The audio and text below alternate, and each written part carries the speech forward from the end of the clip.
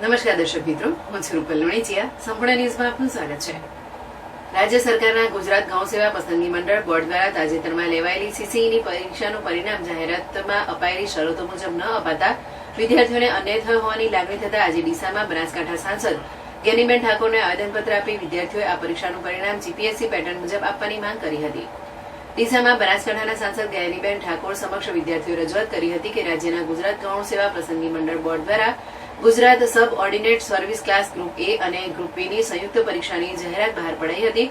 તે મુજબ તારીખ 1/4/2024 થી 20/5/2024 સુધી આ પરીક્ષાનું આયોજન કરવામાં આવ્યું હતું, જેમાં આ જગ્યાઓની જાહેરાતમાં કેટેગરી વાઇઝ 7 ગણા ઉમેદવારોને મુખ્ય પરીક્ષા માટે બોલાવવામાં આવશે તેમ જણાવવામાં આવ્યું હતું. પરંતુ તારીખ 19 સપ્ટેમ્બર 2024 ના રોજ જાહેર થયેલ પરિણામમાં કેટેગરી વાઇઝની જગ્યાએ કુલ જગ્યાના 7 ગણા ઉમેદવારોને પાસ કરવામાં આવ્યા હતા, જેથી જાહેરાતમાં દર્શાવેલ કેટેગરી વાઇઝ 7 ગણા ઉમેદવારોની શરતનું પાલન કરવામાં આવ્યું નથી, જેના કારણે મોટાભાગના પરીક્ષાર્થીઓને અન્યાય થયો છે.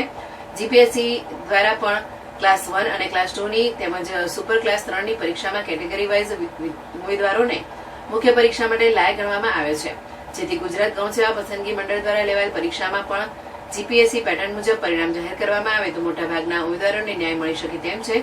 જેથી સીસીઈનું પરિણામ ફરીથી જાહેર કરાય તો મોટાભાગના ઉમેદવારોને ન્યાય મળી જાય તેવી અમારી રજૂઆત આપ સંસદ સભ્ય તરીકે ધ્યાને લઈ ઉમેદવારોના હિતમાં ઘટતું કરશો તેવી વિનંતી વિદ્યાર્થીઓએ કરી હતી. ભુરાજી. ઓકે, શું નામ તમારું? ઠાકોર જ્યોત્સનાબેન ભુરાજી. હા, શું રજૂઆત છે? રજૂઆત છે કે જે સીસીએનું મેરિટ આવ્યું છે એ કેટેગરી વાઇઝ બહાર પાડવામાં આવે જીપીએસસી પેટર્ન પ્રમાણે, કારણ કે એને 7 ગણા બોલાયા છે. કેટેગરી વાઇઝ પ્રમાણે બહાર પાડવાનું હતું, પણ એ લોકોએ જગ્યા પ્રમાણે 7 ગણા મેરિટ બહાર પાડ્યું છે, એટલે કેટેગરી વાઇઝ બહાર પાડવામાં આવે એટલી રજૂઆત કરવામાં આવ્યા છીએ અમે.